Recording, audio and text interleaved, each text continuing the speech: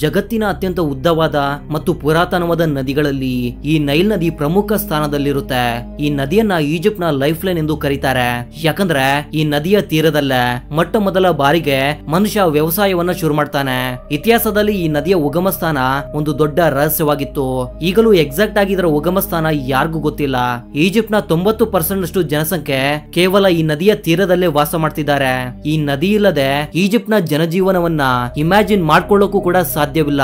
ಇಂತಹ ರಹಸ್ಯವಾದ ನೈಲ್ ನದಿ ನಿಧಾನವಾಗಿ ಈಗ ಕಣ್ಮರೆಯಾಗುವ ಪರಿಸ್ಥಿತಿಯನ್ನ ತಲುಪಿದೆ. ಜಗತ್ತಿನ ಅತಿ ಉದ್ದವಾದ ನೈಲ್ ನದಿ ಈಗ ಬತ್ತು ಹೋಗೋದಕ್ಕೆ ಕಾರಣಗಳೇನು? ಒಂದು ವೇಳೆ ಈ ನದಿ ಪೂರ್ತಿಯಾಗಿ ಬತ್ತು ಹೋದ್ರೆ ಏನಾಗುತ್ತೆ? ನೈಲ್ ನದಿಯ ಕೆಲವು ರೋಚಕ ಸಂಗತಿಗಳ ಬಗ್ಗೆ ಈಗ ತಿಳ್ಕೊಳ್ಳೋಣ ಬನ್ನಿ. ನೈಲ್ ನದಿಯನ್ನ ನಿಮ್ಗೆ ಪರಿಚಯ ಮಾಡುವ ಅವಶ್ಯಕತೆ ಇಲ್ಲ ಅನ್ಸುತ್ತೆ. ಅಷ್ಟೊಂದು ಫೇಮಸ್ ಆಗಿರುವ ನದಿ ಇದು. ಶತಮಾನಗಳಿಂದ ಕೂಡ ಇದು ಜಗತ್ತಿನ ಅತ್ಯಂತ ಉದ್ದವಾದ ನದಿಯಾಗಿದೆ. ಸುಮಾರು 6650 ಕಿಲೋಮೀಟರ್ ಅಷ್ಟು ದೂರದವರೆಗೂ ಈ ನದಿ ಹರಿದು ಬರುತ್ತೆ. ಬರೋಬ್ಬರಿ ಆಫ್ರಿಕಾದ 11 ದೇಶಗಳಲ್ಲಿ ಈ ನದಿ ಹರಿದು ಸಮುದ್ರವನ್ನ ಸೇರುತ್ತೆ. ಇದರಲ್ಲಿ ಹೆಚ್ಚು ಭಾಗ ಈಜಿಪ್ಟ್ ನಲ್ಲಿ ಕಂಡು ಬರುತ್ತೆ. ಸುಮಾರು 10 ಲಕ್ಷ ಸ್ಕ್ವೇರ್ ಕಿಲೋಮೀಟರ್ ನಲ್ಲಿ ಈ ಈಜಿಪ್ಟ್ ವಿಸ್ತರಿಸಿಕೊಂಡಿದೆ. ಆದ್ರೆ 96% ಅಷ್ಟು ಈಜಿಪ್ಟ್ ಪೂರ್ತಿಯಾಗಿ ಖಾಲಿಯಾಗಿದೆ. ಅಂದ್ರೆ ಅದೆಲ್ಲ ಮರುಭೂಮಿ ಪ್ರದೇಶ. ಅಲ್ಲಿ ಯಾವ ಮನುಷ್ಯನು ಜೀವಿಸೋದಿಲ್ಲ. ಎಲ್ಲರೂ ಕೇವಲ ನೈಲ್ ನದಿಯ ತೀರದಲ್ಲೇ ಜೀವಿಸ್ತಾರೆ. ಯಾಕಂದ್ರೆ ಅಲ್ಲಿರುವ ಶುದ್ಧ ನೀರಿನ ಏಕೈಕ ನದಿ ಇದು. ಇತಿಹಾಸಕಾರರ ಪ್ರಕಾರ ಈ ನದಿಯ ನೀರಿನಲ್ಲೇ ಮನುಷ್ಯ ಮೊಟ್ಟ ಮೊದಲ ಬಾರಿಗೆ ವ್ಯವಸಾಯವನ್ನ ಮಾಡಿದ್ದಾನಂತೆ. ಪ್ರಸ್ತುತ ಈ ನದಿಯ ಸುತ್ತಲೂ ಕೇವಲ ಮರುಭೂಮಿ ಮಾತ್ರವೇ ಕಂಡು ಬರ್ತಾ ಇದೆ. ಆದ್ರೆ 10,000 ವರ್ಷಗಳ ಹಿಂದೆ ಈ ದೇಶ ಈಗಿರ್ಲಿಲ್ಲ.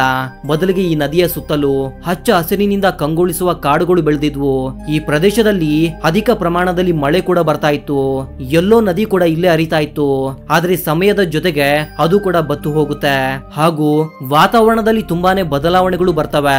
ಇದರಿಂದ ನದಿಯ ಸುತ್ತಲೂ ಇರುವ ಕಾಡುಗಳು ಸಂಪೂರ್ಣವಾಗಿ ನಾಶವಾಗಿ ಹೋಗ್ತವೆ. ಹಚ್ಚ ಹಸಿರಿನಿಂದ ಕೂಡಿದ ಪ್ರದೇಶ ಈಗ ಮರುಭೂಮಿಯಾಗಿ ಬದಲಾಗಿದೆ. ಈಗಲೂ ಕೂಡ ಕೇವಲ ನೈಲ್ ನದಿಯ ತೀರದಲ್ಲಿ ಮಾತ್ರವೇ ಅಲ್ಲಿನ ಜನರು ವ್ಯವಸಾಯವನ್ನ ಮಾಡ್ತಿದ್ದಾರೆ. ನೈಲ್ ನದಿ ಒಣಗುವುದಕ್ಕೆ ತುಂಬಾನೇ ಕಾರಣಗಳಿವೆ. ಇದರಲ್ಲಿ ತುಂಬಾನೇ ಮುಖ್ಯವಾದ ಕಾರಣ ಕ್ಲೈಮೇಟ್ ಚೇಂಜ್, ಅಂದ್ರೆ ವಾತಾವರಣದಲ್ಲಿ ಬರ್ತಾ ಇರುವಂತಹ ವೇಗವಾದ ಬದಲಾವಣೆಗಳು. ಇದರ ಜೊತೆಗೆ ಗ್ಲೋಬಲ್ ವಾರ್ಮಿಂಗ್, ಕಾಡುಗಳ ನಾಶ, ವಾಯು ಮಾಲಿನ್ಯ ಹಾಗೂ ಇತರೆ ಮಾನವನ ಕೆಲಸಗಳು ಈ ನದಿಗೆ ಶಾಪಗಳಾಗಿ ಬದಲಾಗ್ತಿವೆ. ದಿನೇ ದಿನೇ ನದಿಯ ತಾಪಮಾನ ಹೆಚ್ಚಾಗ್ತಿದೆ. ಹಾಗೂ ಅಲ್ಲಿರುವ ಬಿಸಿಲಿಗೆ ನದಿಯ ನೀರು ಆವಿಯಾಗ್ತಾ ಇದೆ. ನಿಮ್ಮೆಲ್ಲರಿಗೂ ಗೊತ್ತಿರುತ್ತೆ, ಈಜಿಪ್ಟ್ ನಲ್ಲಿ ತುಂಬಾನೇ ಕಡಿಮೆ ಪ್ರಮಾಣದಲ್ಲಿ ಮಳೆ ಆಗುತ್ತೆ. ಇದರಿಂದ ನೈಲ್ ನದಿ ಪೂರ್ತಿಯಾಗಿ ತನ್ನ ಸಹಾಯಕ ನದಿಗಳ ಮೇಲೆ ಡಿಪೆಂಡ್ ಆಗಿರುತ್ತೆ. ಈಗ ನಿಮ್ಮೆಲ್ಲರಿಗೂ ಒಂದು ಡೌಟ್ ಬಂದಿರುತ್ತೆ, ಅಷ್ಟಕ್ಕೂ ಈ ನದಿಯ ಉಗಮ ಸ್ಥಾನ ಎಲ್ಲಿದೆ ಅಂತ. ಯಾಕಂದ್ರೆ ನೈಲ್ ನದಿ ತುಂಬಾನೇ ಸಹಾಯಕ ನದಿಗಳನ್ನು ಹೊಂದಿದೆ. ಇದರಿಂದ ಇದರ ಎಕ್ಸಾಕ್ಟ್ ಆದ ಉಗಮ ಸ್ಥಾನ ಎಲ್ಲಿದೆ ಅಂತ ಹೇಳುವುದಕ್ಕೆ ಸಾಧ್ಯವಾಗೋದಿಲ್ಲ. ಲೇಕ್ ವಿಕ್ಟೋರಿಯನ್ ಹಾಗೂ ಇಥೋಪಿಯನ್ ಹೈಲ್ಯಾಂಡ್ಸ್ ಇವು ನದಿಯ ಮುಖ್ಯವಾದ ಸೋರ್ಸ್ ಆಗಿವೆ. ಇವುಗಳಲ್ಲಿ ಕೂಡ ಇಥೋಪಿಯನ್ ಹೈಲ್ಯಾಂಡ್ಸ್ ನಿಂದಾನೆ ಹೆಚ್ಚು ಪ್ರಮಾಣದ ನೀರು ನೈಲ್ ನದಿಗೆ ಬಂದು ಸೇರುತ್ತೆ. ಇದು ಇಥೋಪಿಯಾಗೆ ಸೇರಿರುವ ನದಿ. ಇದರಿಂದ ಇಥೋಪಿಯಾ ಈ ನದಿಯ ಮೇಲೆ ತನ್ನ ಅಧಿಕಾರವನ್ನ ಚಲಾಯಿಸೋಕೆ ಪ್ರಯತ್ನಿಸ್ತಾ ಇದೆ. ಈ ನೈಲ್ ನದಿಯಲ್ಲಿ ಸೆಪ್ಟೆಂಬರ್ ಮತ್ತು ಅಕ್ಟೋಬರ್ ತಿಂಗಳಲ್ಲಿ ನೀರಿನ ಮಟ್ಟ ತುಂಬಾನೇ ಹೆಚ್ಚಾಗುತ್ತೆ. ಕೆಲವು ಬಾರಿ ತೀರದಲ್ಲಿರುವ ಹಳ್ಳಿಗಳಿಗೂ ಕೂಡ ನೀರನ್ನೋದು ನುಗ್ಗುತ್ತೆ. ಅದೇ ಬೇರೆ ಸಮಯದಲ್ಲಿ ಅಧಿಕ ತಾಪಮಾನದ ಜೊತೆಗೆ ಈ ನದಿಯ ನೀರಿನ ಮಟ್ಟ ತುಂಬಾನೇ ಕಡಿಮೆಯಾಗುತ್ತೆ. ಈಜಿಪ್ಟ್ ನಲ್ಲಿರುವ ಬಿಸಿಲಿನ ಬಗ್ಗೆ ನಿಮ್ಗೆಲ್ಲ ಗೊತ್ತಿರುತ್ತೆ. ಆ ಬಿಸಿಲಿಗೆ ನದಿಯ ನೀರು ವೇಗವಾಗಿ ಹಾವಿಯಾಗುತ್ತೆ. ಇದರಿಂದ ಆ ಪ್ರದೇಶದಲ್ಲಿ ನೀರಿಗೆ ಬರಗಾಲ ಬರುತ್ತೆ. ಈಜಿಪ್ಟ್ ಗವರ್ನಮೆಂಟ್ ನೈಲ್ ನದಿಯ ನೀರಿನ ಬಗ್ಗೆ ತುಂಬಾನೇ ಎಚ್ಚರಿಕೆಯ ಕ್ರಮಗಳನ್ನ ತೆಗೆದುಕೊಳ್ತಾ ಇದೆ. ಕಳೆದ ಕೆಲವು ವರ್ಷಗಳಿಂದ ಈಜಿಪ್ಟ್ ನಲ್ಲಿರುವ ರೈತರಿಗೆ ಕಡಿಮೆ ನೀರಿನಲ್ಲಿ ಹೇಗೆ ವ್ಯವಸಾಯ ಮಾಡಬೇಕು ಅಂತ ಹೇಳ್ಕೊಡ್ತಾ ಇದೆ. ಒಂದು ಸಮಯದಲ್ಲಿ ನೈಲ್ ನದಿಯ ಸುತ್ತಲೂ ಹಚ್ಚ ಹಸಿರಿನಿಂದ ದಟ್ಟವಾದ ಅರಣ್ಯಗಳು ಇದ್ವು. ಅಲ್ಲಿರುವ ಪುರಾತನವಾದ ಗುಹೆಗಳಲ್ಲಿ ಅರಣ್ಯಗಳ ಬಗ್ಗೆ ಬಂಡೆಯ ಮೇಲೆ ಚಿತ್ರಗಳನ್ನ ಕೂಡ ಕೆತ್ತಲಾಗಿದೆ. ಪ್ರಸ್ತುತ ನದಿಯ ಸುತ್ತಲೂ ಬಂಜರು ಭೂಮಿ ಮಾತ್ರವೇ ಕಂಡು ಬರುತ್ತೆ. ಕೇವಲ ಕೆಲವು ಬೆರಳಿಕೆಯಷ್ಟು ಚಿಕ್ಕ ಪುಟ್ಟ ಕೆರೆಗಳು ಮಾತ್ರವೇ ಇವೆ.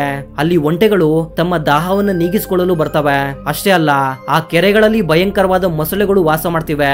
ಈಜಿಪ್ಟ್ ನ ಇತಿಹಾಸದ ಬಗ್ಗೆ ಮಾತನಾಡಿದ್ರೆ ಇಲ್ಲಿ ಆಧುನಿಕ ನಾಗರಿಕತೆಯ ಜನರು ವಾಸವಾಗಿದ್ರು. ಈ ಪ್ರದೇಶ ಕೇವಲ ಪಿರಮಿಡ್ಸ್ ಗಳಿಗೆ ಮಾತ್ರವೇ ಫೇಮಸ್ ಆಗಿಲ್ಲ. ಇಲ್ಲಿ ಅತಿ ಹೆಚ್ಚು ಪ್ರಮಾಣದಲ್ಲಿ ಬಂಗಾರದ ವ್ಯಾಪಾರವನ್ನ ಕೂಡ ಮಾಡ್ತಾ ಇದ್ರು. 3rd ಸೆಂಚುರಿ ಎಡಿಯಲ್ಲಿ ಈ ಪ್ರದೇಶ ಒಂದು ಟ್ರೇಡಿಂಗ್ ಹಬ್ ಆಗಿತ್ತು.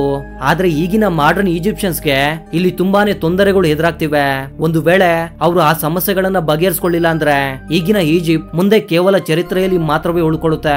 ಪ್ರಸ್ತುತ ಈಜಿಪ್ಟ್ ಗವರ್ನಮೆಂಟ್ ನ ಮುಂದೆ ತುಂಬಾನೇ ಜಿಯೋ ಪಾಲಿಟಿಕಲ್ ಪ್ರಾಬ್ಲಮ್ಸ್ ಕೂಡ ಇವೆ. ಅದು ಕೂಡ ನೀರಿಗಾಗಿ. ಹೌದು, ಕಳೆದ ಕೆಲವು ವರ್ಷಗಳಿಂದ ಇಥೋಪಿಯಾ ಮತ್ತು ಈಜಿಪ್ಟ್ ನ ಮಧ್ಯೆ ನೀರಿಗಾಗಿ ಕಣ್ಣಿಗೆ ಕಾಣದ ಯುದ್ಧವನ್ನ ಮಾಡ್ತಾ ಇದ್ದಾರೆ. ಇಥೋಪಿಯಾ ದೇಶ ಹೇಳುವ ಪ್ರಕಾರ ತನ್ನ ದೇಶದಿಂದ ಹೊರಗಡೆ ಬರುವ ನೀರಿನ ಮೇಲೆ ಸಂಪೂರ್ಣವಾದ ಅಧಿಕಾರ ಅವರಿಗೆ ಇದೆಯಂತೆ. ಇದರಿಂದ ನೈಲ್ ನದಿಯನ್ನ ಸೇರುವ ನೀರಿಗೆ ಅವರು ಒಂದು ದೊಡ್ಡ ಡ್ಯಾಮ್ ಅನ್ನ ನಿರ್ಮಾಣ ಮಾಡಲು ಯೋಚನೆ ಮಾಡ್ತಾ ಇದೆ. 2011ರಲ್ಲಿ ಇಥಿಯೋಪಿಯಾ ಒಂದು ವಿಶಾಲವಾದ ಡ್ಯಾಮ್ ಅನ್ನ ಅಲ್ಲಿ ನಿರ್ಮಾಣ ಮಾಡುವುದಕ್ಕೆ ಶುರು ಮಾಡುತ್ತೆ. ಆ ಪ್ರಾಜೆಕ್ಟ್ ನ ಹೆಸರು ಗ್ರ್ಯಾಂಡ್ ಇಥಿಯೋಪಿಯನ್ ರೆನೇಷನ್ಸ್ ಡ್ಯಾಮ್. ಇದನ್ನ ಶಾರ್ಟ್ ಆಗಿ GERD ಎಂದು ಕರೀತಾರೆ. ಈಗ ಆಫ್ರಿಕಾದಲ್ಲಿರುವ ಅತ್ಯಂತ ದೊಡ್ಡ ಡ್ಯಾಮ್ ಇದು. ಈ ಪ್ರಾಜೆಕ್ಟ್ ಗಾಗಿ ಇಥಿಯೋಪಿಯಾ $5 ಬಿಲಿಯನ್ ಹಣವನ್ನ ಖರ್ಚು ಮಾಡಿದೆ.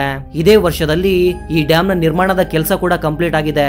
ಈ ಡ್ಯಾಮ್ ನಲ್ಲಿ ಬರೋಬ್ಬರಿ 1874 ಸ್ಕ್ವೇರ್ ಕಿಲೋಮೀಟರ್ ಏರಿಯಾದಲ್ಲಿ ನೀರನ್ನ ಸ್ಟೋರ್ ಮಾಡಿಕೊಳ್ಳಬಲ್ಲದು.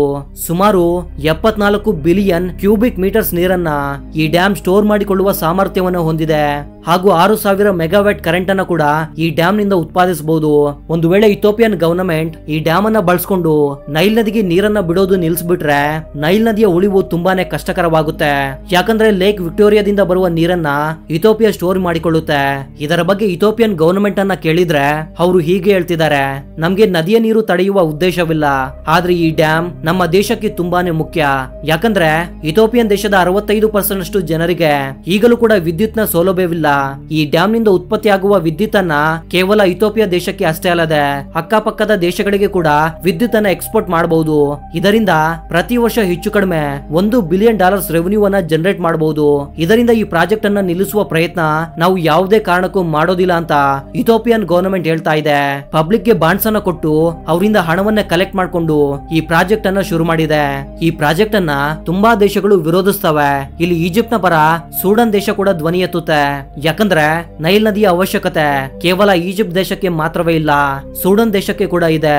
ಸೂಡನ್ ಹಾಗೂ ಅಮೆರಿಕ ದೇಶಗಳು ಸೇರ್ಕೊಂಡು ಈಜಿಪ್ಟ್ ಮತ್ತು ಇಥಿಯೋಪಿಯಾದ ಮಧ್ಯೆ ಇರುವ ನೀರಿನ ಸಮಸ್ಯೆಯನ್ನು ಬಗೆಹರಿಸೋದಕ್ಕೆ ಪ್ರಯತ್ನಿಸ್ತಾರೆ. ಎರಡು ದೇಶಗಳ ನಾಯಕರನ್ನು ಕೂರಿಸಿ ಅವರು ಮಾತನಾಡ್ತಾರೆ. ಇಥಿಯೋಪಿಯಾ ಎಲ್ಲರ ಮುಂದೆ ಒಂದು ಮಾತನ್ನ ಕೊಡುತ್ತೆ, ನಾವು ಪೂರ್ತಿಯಾಗಿ ನೈಲ್ ನದಿಯ ನೀರನ್ನ ನಿಲ್ಲಿಸೋದಿಲ್ಲ, ಅವಶ್ಯಕತೆ ಬಿದ್ದಾಗ ಡ್ಯಾಮ್ ನಿಂದ ನೀರನ್ನ ನದಿಗೆ ಬಿಡ್ತೇವೆ ಎಂದು ಹೇಳುತ್ತೆ. ಆದ್ರೆ ಈಜಿಪ್ಟ್ ಇದರಿಂದ ಖುಷಿಯಾಗಿಲ್ಲ. ಯಾಕಂದ್ರೆ ಅವ್ರಿಗೆ ನೀರಿನ ಅವಶ್ಯಕತೆ ಬಿದ್ದಾಗ ಇಥಿಯೋಪಿಯಾ ದೇಶದ ಮುಂದೆ ತಲೆಬಾಗಿ ನಿಲ್ಬೇಕಾಗಿ ಬರುತ್ತೆ. ಸದ್ಯಕ್ಕಂತೂ ಈ ಸಮಸ್ಯೆಗೆ ಒಂದು ತಾತ್ಕಾಲಿಕ ಪರಿಷ್ಕಾರವನ್ನ ಕೊಟ್ಟಿದ್ದಾರೆ.